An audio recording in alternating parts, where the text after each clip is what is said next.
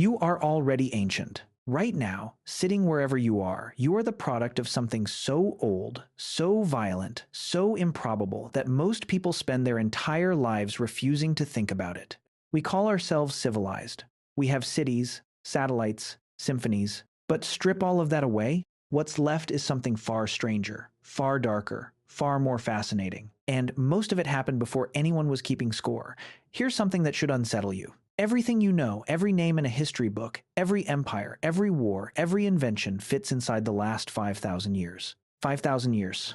That sounds like a long time. It isn't. Homo sapiens beings physically identical to you and me have existed for at least 300,000 years, which means 295,000 years of human life left almost no record at all. No books, no monuments, no names, just silence. And yet those people lived, they loved, they grieved. They sat around fires and looked up at the same stars you do. They had thoughts we will never hear.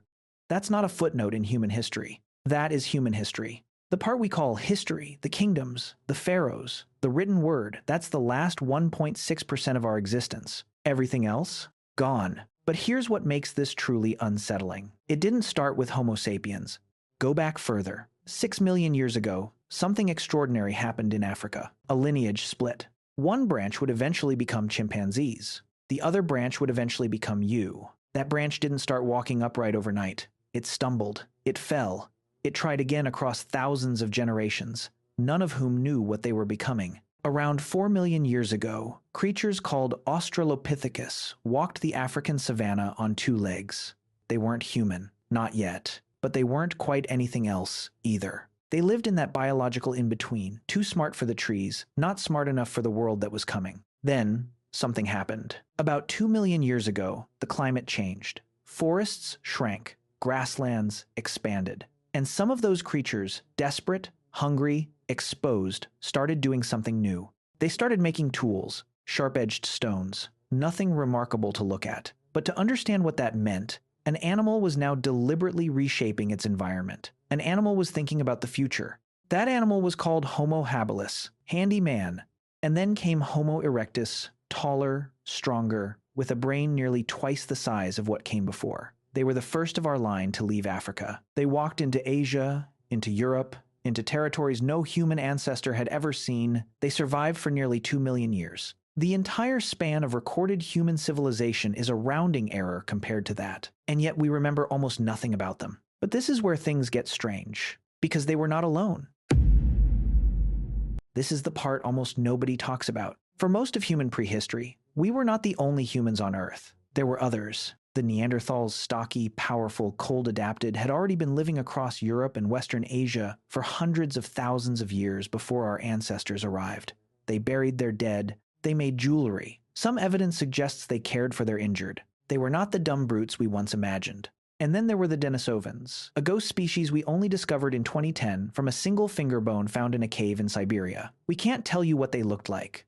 We can only tell you they existed because their DNA survived. Faint, fragmented, haunting, and others still. Homo naledi in South Africa, Homo floresiensis, tiny, 3 feet tall on an island in Indonesia, species with no names yet, buried in sediment we haven't touched. For a long stretch of prehistory, Earth had multiple species of human walking its surface simultaneously. Different faces, different builds, different minds. Looking up at the same sky, and then one by one they disappeared.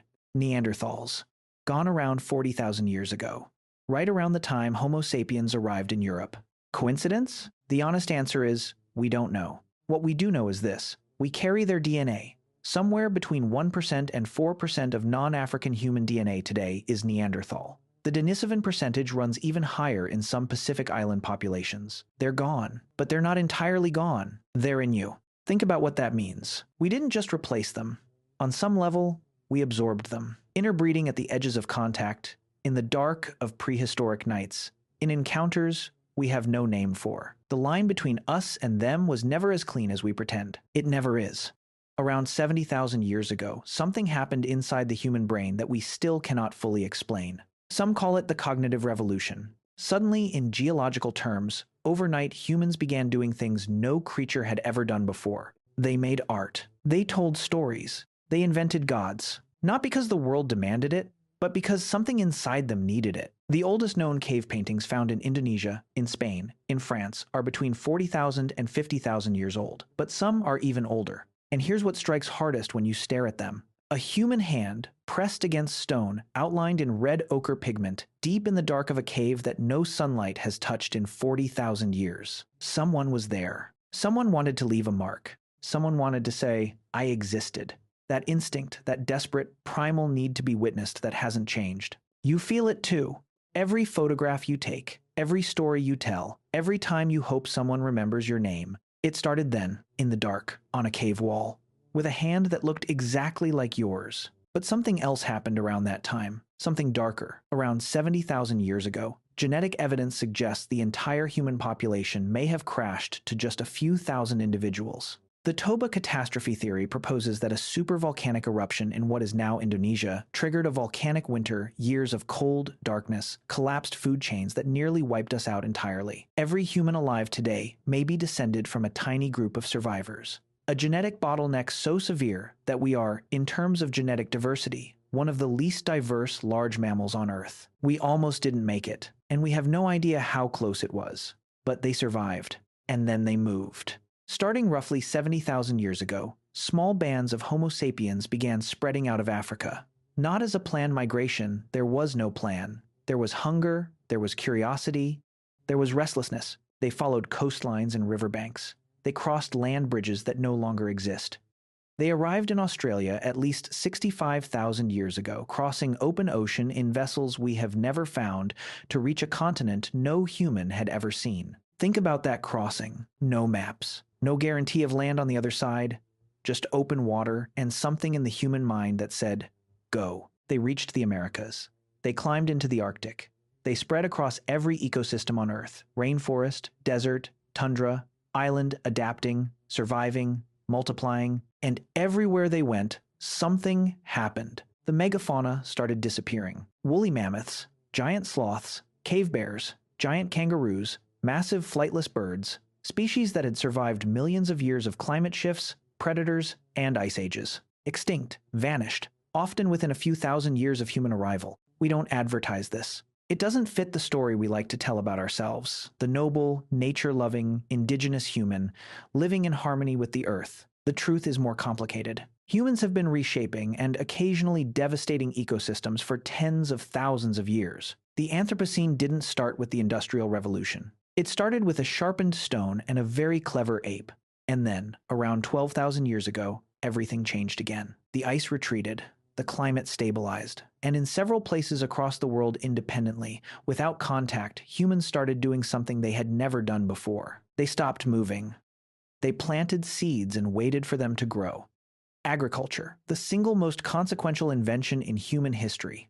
And here's the twist. It may have made us miserable. Skeletal remains from the agricultural transition show a dramatic decline in health. Shorter stature, more infectious disease, more dental decay, more evidence of nutritional deficiency, more repetitive stress injuries from grinding grain. Hunter-gatherers worked roughly 4 to 6 hours a day for their food. They had leisure, they had variety, they had mobility. Early farmers worked from dawn until their bodies gave out. They ate mostly 1 or 2 crops. They lived in close quarters with animals and other humans, breeding disease in ways their ancestors never experienced. And yet, they had something hunter-gatherers didn't. Surplus. Stored food meant you could feed people who weren't farming. Priests, warriors, bureaucrats, artists, kings. And with kings came writing. With writing came history. With history came the story we tell about ourselves. But notice what got left out. The 295,000 years before the writing started. The thousands of generations of people who lived and loved and died and left nothing but the faint echo of their DNA in your cells. They are the majority of the human story, and we act like they barely existed. Here's what I want you to sit with. This video is titled, What Happened Before History? But that's the wrong question. The right question is, why do we call it before history at all? History is not what happened. History is what got written down. And what got written down depended entirely on who had the power, the resources, and the alphabet to write it. The illiterate farmer in ancient Mesopotamia, his life was not prehistory. It was just history that nobody saved. The woman grinding grain in Neolithic Europe, her thoughts, her fears, her love for her children, that was not prehistory. It was just history that didn't survive. We have drawn a line and called everything before writing prehistoric, as if human experience only counts once someone with a chisel decided to document it. But the bones tell a different story. The cave paintings tell a different story. The DNA in your body tells a different story. You are not the product of 5,000 years of civilization.